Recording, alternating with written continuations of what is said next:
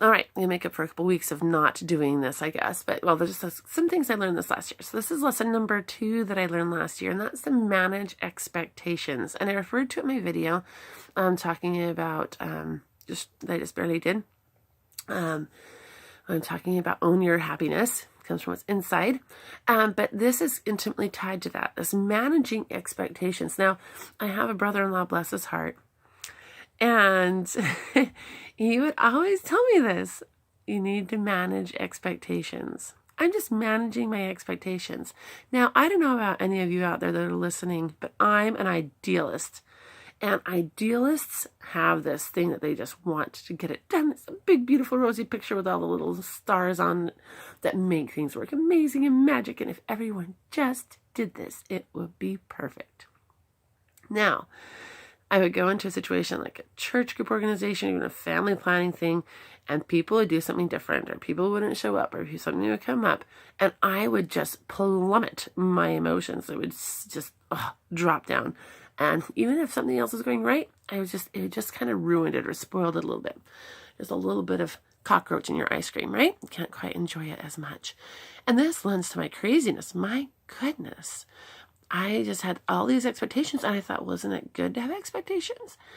And this phrase, manage expectations, this last year has kept floating back in as I've had the situations. And it's interesting because as I have done it, as I've approached these situations that I can't fix, that just really, I feel like God is testing me and saying, how much do you believe this? Because a lot of things that I plan or create, just things go wrong or are different, or people don't care as much as I do about it. And so they'll just like walk away from something that I think is really important. People who care about me. And I would just get that inner,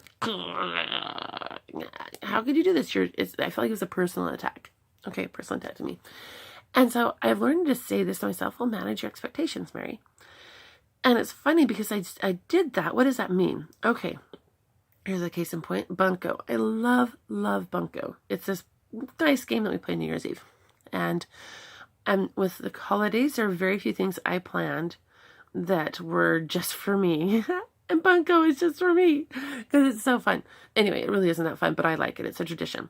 So anyway, so this Bunko party set up. I had called and invited people. And here in our little section of Western New York, it's very different from where I was in Utah. In Utah, people are like, oh, I've got to fulfill this commitment, and I'm going to do this even if it kills me. And I don't know that that's healthy. Okay, it was just different. Because I came to Western New York, and there's a lot of people like willing to walk away. Like, oh, it just didn't work out for me at the moment.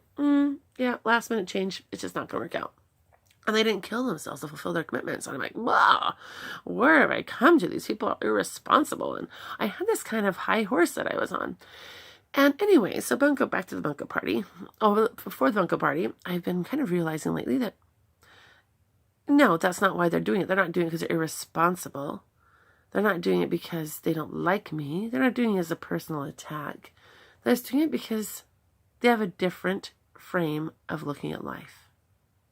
They look at life through different priorities, and they need to honor those priorities because many of them are just scraping by. They don't have enough energy for false pretenses or false energy or pushing themselves beyond what they can do, and they just embrace it.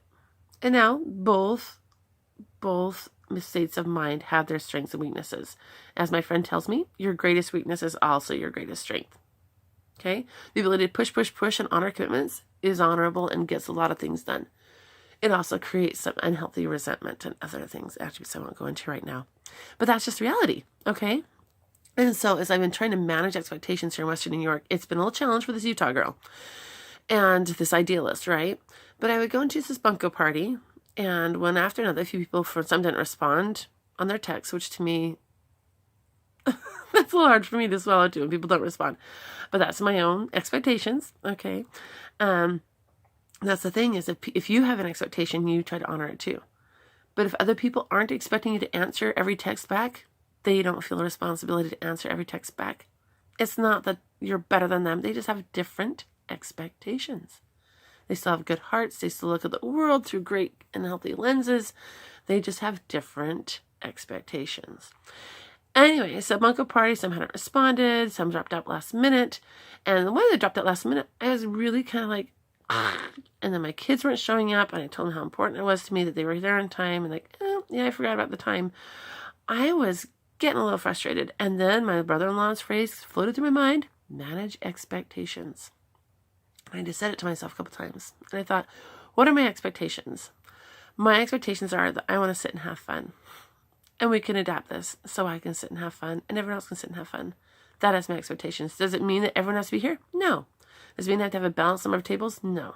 It was still as crazy, fun, and active. And yeah, I wish they would have come. It would have been fun. But then I was okay with it. I was okay with it.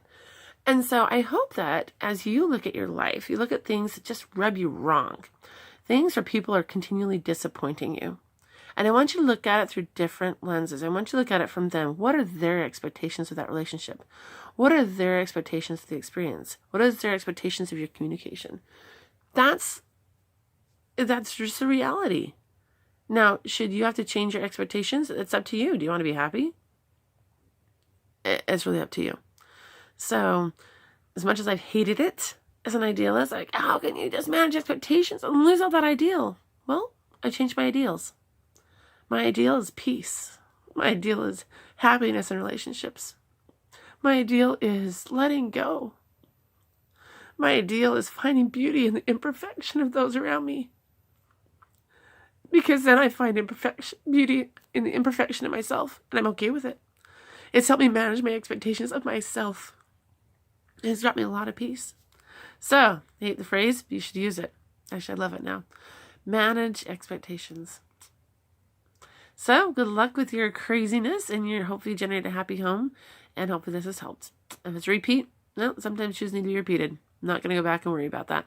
Have a good one. You're doing better than you think you are. And until next time, talk to you later. Bye.